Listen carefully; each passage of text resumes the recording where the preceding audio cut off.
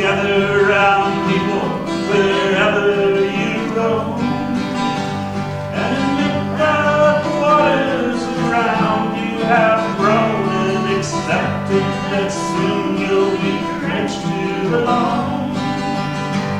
If your time to you is worth saving, then you better start swimming, or you sink like a stone. All the times they are a-changing. Come writers and graves, who prophesize with your pen,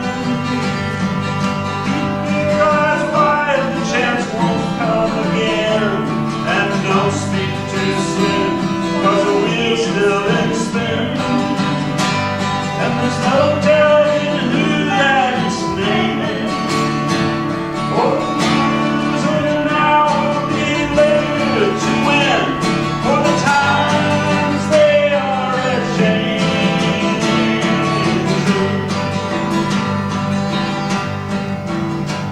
Come senators, congressmen, please heed the call. Don't stand in the doorway, don't block up the hall, for he that gets hurt will leave you half stalled. There's a battle outside and it's raging. It'll soon shake your windows and rattle your walls, for the times they are a-changing. Come mothers and fathers throughout the land, and don't criticize what you can't understand. Your sons and your daughters are beyond your command. Your old world is rapidly aging. Please get out of the new one if you can't lend a hand, for the times they are a-changing. The line it is drawn, the courtesy is cast. The slow one now will later be fast, as the president now will later be passed. The order is rapidly fading, and the first one now will later be last, for the times they are a-changing. Come together round people wherever you roam. A reading from Isaiah 11:6-9. The wolf shall live with the lamb. The leopard shall lie down with the kid. The calf and the lion and the fatling together, and a little child shall lead them. The cow and the bear shall graze. Their young shall lie down together, and the lion shall eat straw like the ox. The nursing child shall play over the hole of the asp, and the weaned child shall put his hand on the adder's den. They will not hurt or destroy on all my holy mountain, for the earth will be full of the knowledge of the Lord as the waters cover the sea. Reading from Isaiah 1:16-17. Wash yourselves, make yourselves clean, remove the evil of your doing from before my eyes. Cease to do evil, learn to do good, seek justice, rescue the oppressed, defend the orphan, plead for the widow. And the continuing testament, Blowing in the Wind, by Bob Dylan. How many roads must a man walk down before you call him a man? Yes, and how many seas must a white dove sail before she sleeps in the sand? Yes, and how many times must the cannonballs fly before they're forever banned? The answer, my friend, is blown in the wind. The answer is blown in the wind. How many years can a mountain exist before it's washed to the sea? Yes, and how many years can some people exist before they're allowed to be free?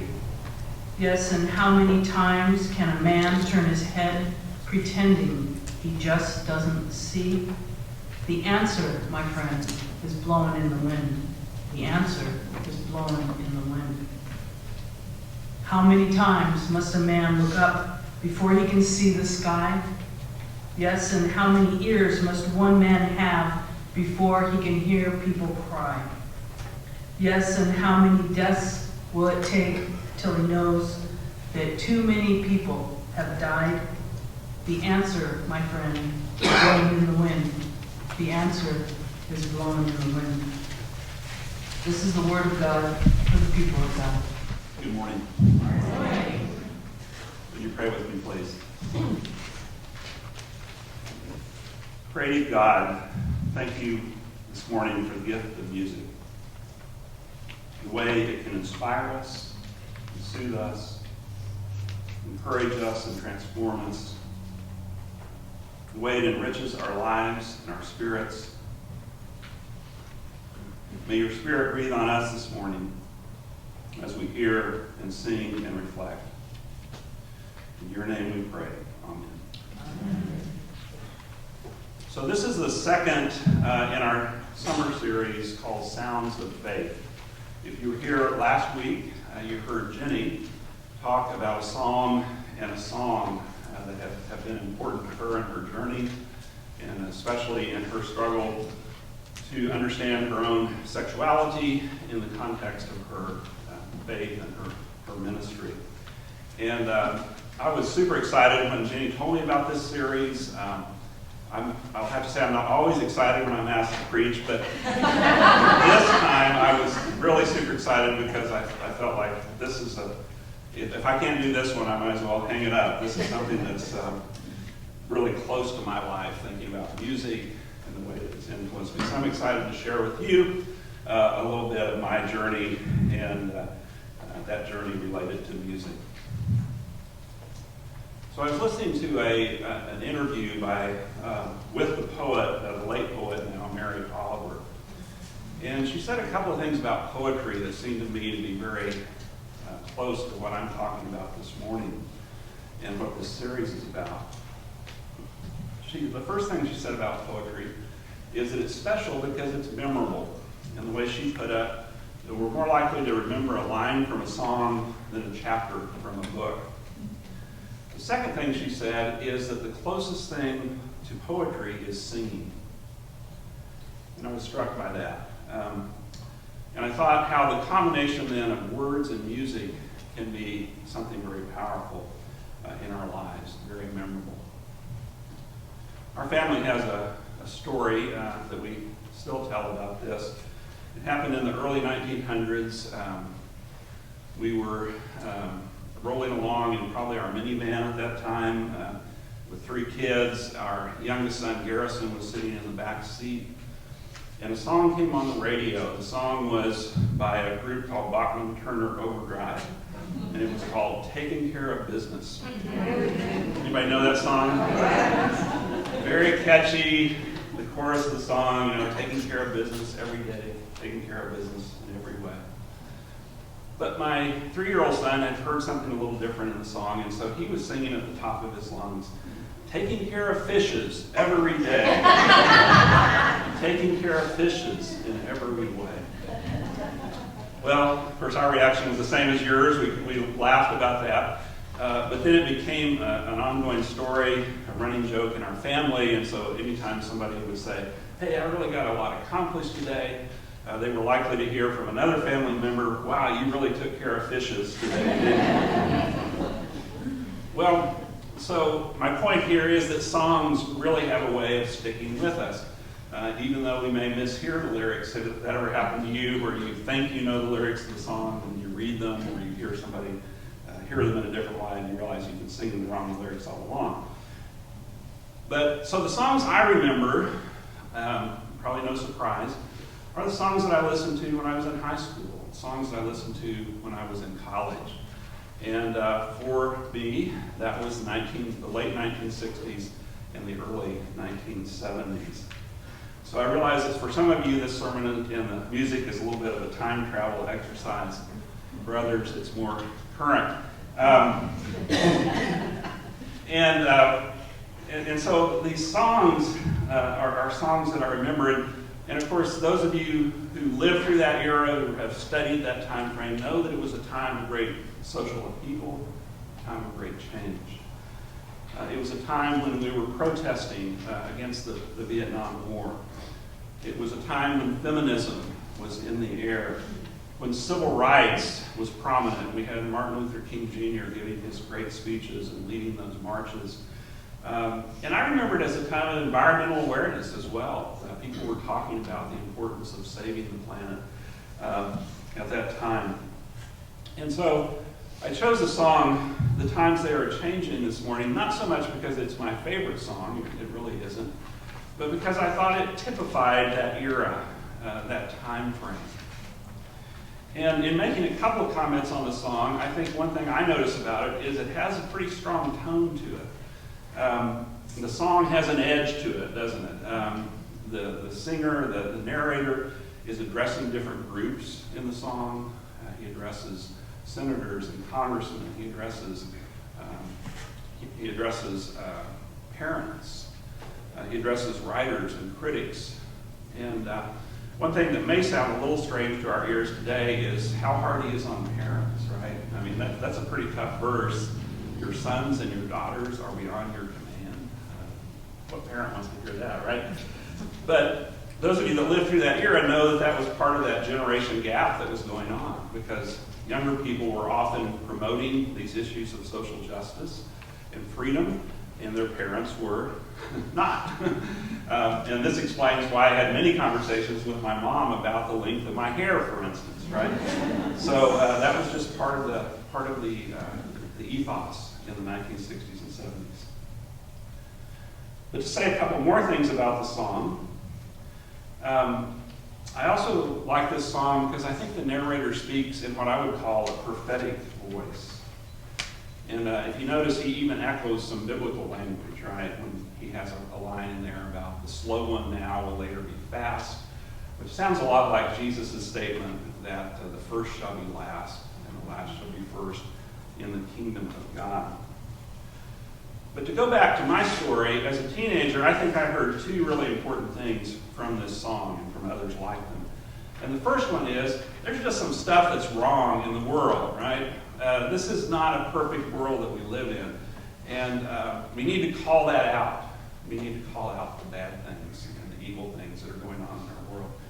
And the second thing I heard was, change is possible. Change is possible. In other words, we don't have to accept the world as it is. There are things that we can do about it. And notice that in the song, the writer uses the present tense rather than the future tense, right? It's not the times will change someday, the times are a-changing. And I think that's a very important distinction. So why were songs like this so important to me? Well, first of all, it was a message I wasn't hearing other places. For instance, my church, my family. Again, if you were here last week, you heard Jenny talk about how she had received some pretty damaging messages from evangelicalism about sexual orientation. And while that wasn't the issue I was dealing with at the time, I also received some damaging messages from my conservative fundamentalist church that I grew up in. But I would say more than that, it wasn't so much what was said, it was what wasn't said. There was almost a deafening silence in my church about things like social justice and peace. And as I thought about that over the years and tried to reconcile that, why was that? Why didn't we talk about these things in church? To me, it kind of comes down to a theological perspective. And there's kind of two different ways to view issues like this. In my church, we tended to have a very strict division between the sacred and the secular. And so on the secular side of the page, the sacred side of the page, we talked about things like Bible study and worship and communion and baptism. But then there was this whole other side of the page, which I would call the secular, which included things like war and poverty and social injustice. and environmentalism. And those things were not talked about in church because they weren't considered spiritual. They weren't considered part of what a person of faith should be concerned about. So ironically, instead of learning about these social justice issues in church or even in my home, I learned them from listening to the music of Crosby, Stills, Nash & Young. I learned them from listening to Bob Dylan. I learned them from listening to Jackson Brown. Obviously, my parents should have been much more vigilant about what they let me listen to. And it would have been easy in those days because you just have to turn off the radio and you prevent your kids from buying certain albums. But they didn't. And so I was infected, they would say, probably by this kind of thinking. But then I realized something later that I thought was even cooler. And that is that these songs about social justice were not actually secular at all. In fact, what I learned is these songs were very biblical. And I hope to show that real briefly. So if you read the Old Testament, one of the things you're going to find in passages like Jan read this morning, you're going to find this vision. And scholars have called this a shalom, a vision of shalom, peace or well-being or goodness. So Walter Brueggemann, who is a UCC member and a fine Old Testament scholar, writes this: "The central vision of world history in the Bible is that all of creation is one, every creature in community with each other, living in harmony and security toward the joy and well-being of every other creature." Brueggemann notes that the term used to summarize this controlling vision is shalom. It is shalom that we heard in the Isaiah passage that Jan read this morning. This view of the wolf dwelling with the lamb. This view of a nonviolent, peaceful world. And while this passage and others represent harmony, Brueggemann notes that the prophets also called out an absence of shalom in their world. And that was a lack of harmony. This was expressed in social disorder, in things like economic inequality, perversion in the justice system, political oppression, and exclusivism. And so the Old Testament prophets call out these ethical violations as a disruption of God's intention for shalom. And their call is continually to call us back to righteousness and justice. Notice this, the second text that Jan read this morning that encourages us to seek justice, correct oppression, defend the fatherless, plead for the widow. In other words, as I translate this or paraphrase it, to pay attention to the people in society who are at the bottom, who are powerless. We've got to pay attention to those people. And certainly in our world, that would include, I think, immigrants, people of color, women, and the LGBT community. Brueggemann concludes that the origins and destiny of God's people is to be on the road of shalom. So that's why these songs are so important to me. Because they created within me a desire, a longing for social justice. And that's something that I've carried deep within me all my life. Of course, like you, when you're traveling down this road of shalom, it's easy to get discouraged because there's still so much wrong with this world. We may wonder why we still haven't answered Dylan's question from 1963. How many years can some people exist before they're allowed to be free? On issues like racism, I feel like it just seems like we've taken a step forward and then 5 steps back, you know? It's just discouraging. And what I need, I think, is somebody to tell me that there's still hope.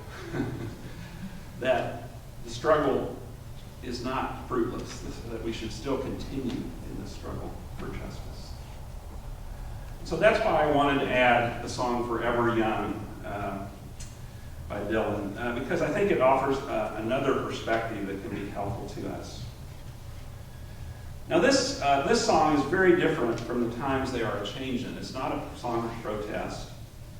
By the way, it's in your bulletin if you'd like to look at the lyrics. And we're going to be singing this as our closing song this morning. So this song is what I would call a song of blessing. May God bless and keep you always. May your wishes all come true. Isn't that a great thing to say to someone? Sounds kind of like a Hallmark card, I guess. But I think of this song as something that a parent might say to a child, or a grandparent to a grandchild. Because aren't these things that we want for those we love? May you build a ladder to the stars. May you grow up to be righteous and true. May you always be courageous, stand upright, and be strong. When my oldest son was turning 18, the church that we attended at the time had this tradition, and they would have parents and seniors in high school come together, and at some point during the evening, the parent would be responsible for giving a blessing to the child.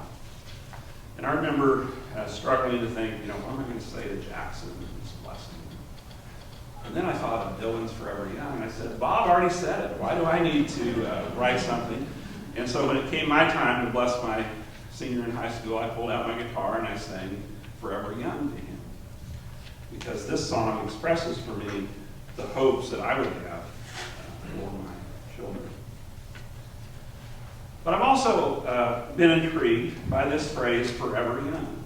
Because what does Dylan mean by the phrase forever young? Obviously, it's not chronological age, right? And I knew this, I saw this especially when I sang this song to my son at 18. I knew that he wasn't going to stay 18 forever. I may have hoped that he would, but he wasn't. In fact, he turns 33 later this summer. So there you go. And so it can't be chronological age. What is it? What is this that Dylan is talking about? Now, if you're a real Dylan expert, you may know another song by Bob Dylan called My Back Pages. And in that song, the narrator looks back at his youth, and he pictures himself as kind of this person who had things all figured out. He was kind of this young man who knew what was right and knew what was wrong, and he could call out the wrong things that other people were doing. He had it all figured out, basically. But that chorus to that song, well, here's one line, for instance. Good and bad, I define those terms quite clear, no doubt, somehow. But then the next line is, but I was so much older then. I'm younger than them now.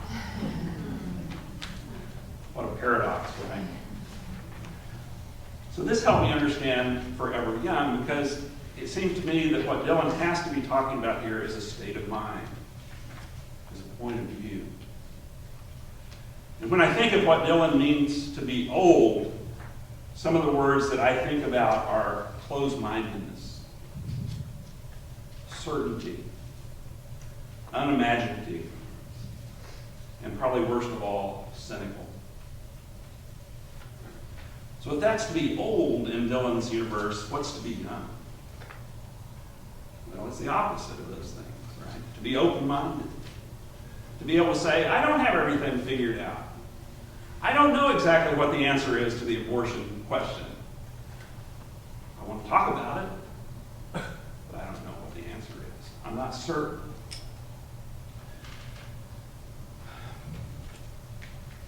So what are the qualities of youth in Dylan's world? I think the most important quality is the quality of hope. Right? That a youthful person, I think, is someone who has not lost hope. And I think you can be youthful at 78, and you can be youthful at 21. And I've met people who seemed old at 16, right? I think you know what I mean. That's what Dylan is saying to us, I think. So why this is important to me is I think this quality of being forever young is maybe the quality we need to persist in the struggle. And I would add another one. innocence. We need in some way to retain our innocence. Think about the passage in Isaiah that says, "A little child shall lead them." And I wonder if Dylan's talking about something similar here. That instead of becoming cynical and believing that the world is just going to be horrible, we can't change it, we have to retain that innocent belief that things can be better. Another writer from the 70s said it this way, Jackson Brown: "To imagine the world that you want to have is the most fundamental tonic we have, the thing that will actually produce the best food and the best art and the best solutions to the problems we're faced with. Imagining the world as it is should be the first step to bringing that world about." Imagining the world as it should be, very key difference, as it should be is the first step in bringing that world about. And to return to Brueggemann, shalom, he says, is an announcement that God has a vision of how the world should be and is not yet. And the faith affirmed in the church is the twin resolve that we mean to discern God's vision of what the world shall be, and that we mean to live toward that vision. I love that. So this morning, as we wrap up our trip to the 60s and the 70s, and we're going to be singing some more of that music later on in the service, I'm grateful this morning to Bob Dylan and to Joan Baez, Jackson Brown, before them to Woody Guthrie, to Pete Seeger, to all the singers and songwriters, the prophets, I would say, the poets, who have helped us develop an orientation toward social justice and a desire to make the world a better place. And I'm also incredibly grateful to be in a church where I don't have to check my concern for social justice at the door. A church where in almost every service there's mention of some action that somebody in our congregation is taking to make the world a better place. A congregation that sends over 30 people to the Pride Parade. I'm proud to be a part of a church like that. And that means, I think, that we are a church who is engaged in the movement towards God's vision of shalom, and we want to make the world a better place. I hope these songs and these words will inspire us and give us hope as we continue to fight the good fight that will ultimately realize God's vision of shalom for the world. Amen.